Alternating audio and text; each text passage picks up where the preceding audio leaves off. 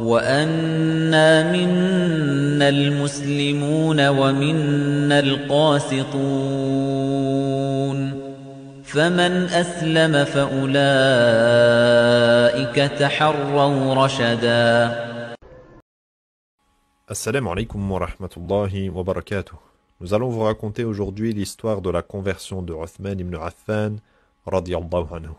Uthman est né à Taïf, 6 ans après l'année de l'éléphant.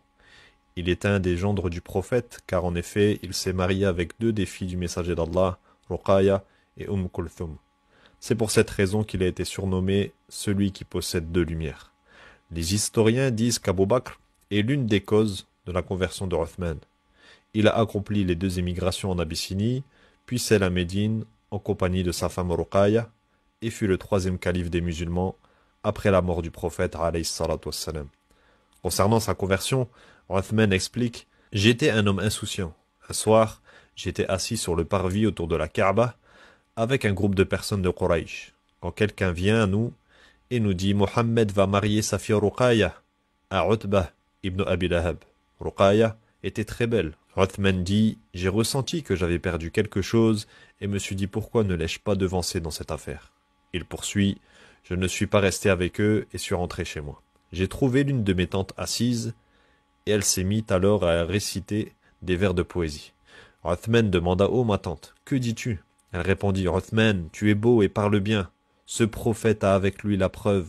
Le souverain l'a envoyé avec sa vérité. La révélation et le discernement sont venus à lui. Suis-le et que les idoles ne t'aveuglent pas. » Uthman dit « Oh ma tante, tu mentionnes une chose qui n'est pas dite dans nos contrées. Expose-la moi. » Elle dit « Mohammed ibn Abdillah est un messager d'Allah. Il est venu avec la révélation d'Allah. Il appelle à lui. » Uthman dit « Je suis parti et sa parole a touché mon cœur. Je pensais à lui alors que j'avais une assise chez Abu Bakr. Je suis venu et je l'ai trouvé assis seul. Je me suis assis à côté de lui et il m'a vu pensif.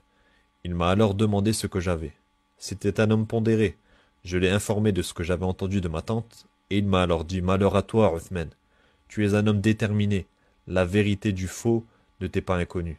Ces idoles qu'adore notre peuple ne sont-elles pas faites de pierre? Muettes, elles n'entendent pas, ne voient pas, ne nuisent pas, ne sont pas profitables? » J'ai répondu « Bien sûr, elles sont comme ça. » Il dit « Par Allah, ta tante t'a dit la vérité. Mohammed ibn Abdillah est le messager d'Allah.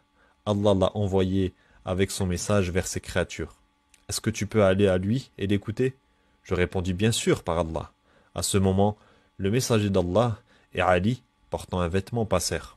Lorsque Abu Bakr le vit, il alla vers lui et lui murmura à l'oreille quelque chose. Le messager d'Allah alayhi salatu wassalam s'assit, puis vint à moi et me dit « Oh Uthman, réponds à Allah, à son paradis. Je suis le messager d'Allah qui a été dépêché vers toi et l'ensemble de ses créatures. » Par Allah, dit Uthman, rien ne put m'empêcher de me convertir lorsque j'ai entendu cela. J'ai attesté qu'il n'y a pas de divinité en droit d'être adorée en dehors d'Allah, l'unique sans associé.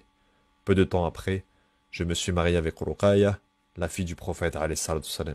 On disait de nous Ruqaya et Uthman sont le meilleur couple. Uthman fut assassiné par des fauteurs de troubles à Médine en l'an 35 de l'Hégire. Il avait entre 80 et 90 ans.